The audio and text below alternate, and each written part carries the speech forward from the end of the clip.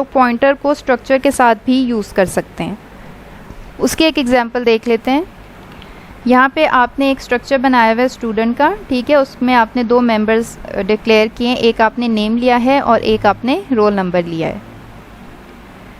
Main में आपने जो है वो स्ट्रक्चर का वेरिएबल डिक्लेयर किया है और वहीं पे आपने वैल्यूज़ भी असाइन कर दी हैं। नेम में आपने सैम असाइन कर दिया है और रोल नंबर 1, ठीक है। उससे नेक्स्ट आपने एक पॉइंटर डिक्लेयर किया। अब नॉर्मली जब आप पॉइंटर डिक्लेयर करते हैं तो आप वही डाटा टाइप रखते हैं जो आपने जिस वेरिएबल का एड्रेस स्टोर कराना होता है।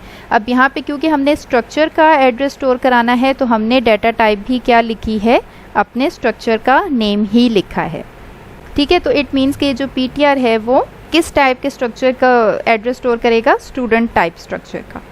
नेक्स्ट आप क्या कर रहे हैं, पीटीआर में कौन सा एड्रेस स्टोर करा रहे हैं, ये जो आपने ऊपर स्ट्रक्चर वेरिएबल बनाया है, ठीक है। क्योंकि आपको पता है कि स्ट्रक्चर में मेमोरी तभी एलोकेट होती है जब आपका वेरिएबल बनता है। तो इस वेरिएबल का जो एड्रेस है वो आपने अपने पॉइंटर वेरिएबल को असाइन कर दिया।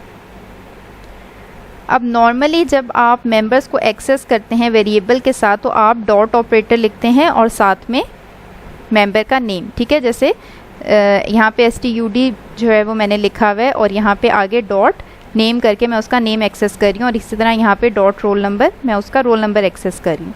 अगर आपने पॉइंटर से एक्सेस करना हो तो आप यहाँ पे इस तरह का एक एरो लिखेंगे, डैश और ग्रेटर देन का साइन, ठीक है। जब आपने पॉइंटर से मेंबर्स को एक्सेस करना हो तो आप ये वाला ऑपरेटर यूज़ करेंगे, dash and then greater than का साइन।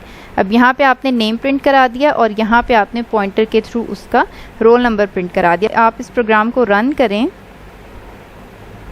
तो ये देखें ऊपर जो आपने वेरिएबल नेम से स्ट्रक्चर के वेरिएबल से वैल्यू प्रिंट कराई थी और नीचे जो आपने उसके पॉइंटर से वैल्यू प्रिंट कराई थी, दोनों जो हैं वो सेम आ रही हैं।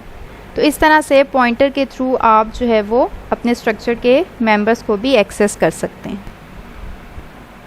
अच्छा स्टूडेंट, यही काम जो है जो मैंने आपको एरो उससे बताया है आप डॉट से भी कर सकते हैं, लेकिन उस केस में आपको स्टेरिक पीटीआर के साथ ये राउंड ब्रैकेट्स भी मस्ट लगानी है, ठीक है। काम ये भी वही कर रहा है, वही नेम को एक्सेस करके आपकी नेम की वैल्यू प्रिंट करा रहा है और आप दोनों में से कोई भी यूज़ कर सकते हैं। या तो डायरेक्ट आप पॉइंटर का नेम लिख के आगे एरो लिख के और वेरिएबल नेम प्रिंट कराएं, या फिर आप ब्रैकेट्स के अंदर स्टेरिक पीटीआर और डॉट लिख के आगे मेंबर नेम एक्सेस कर सकते हैं। दोनों केसेस में आपके पास जो है वो आंसर सेम आएगा।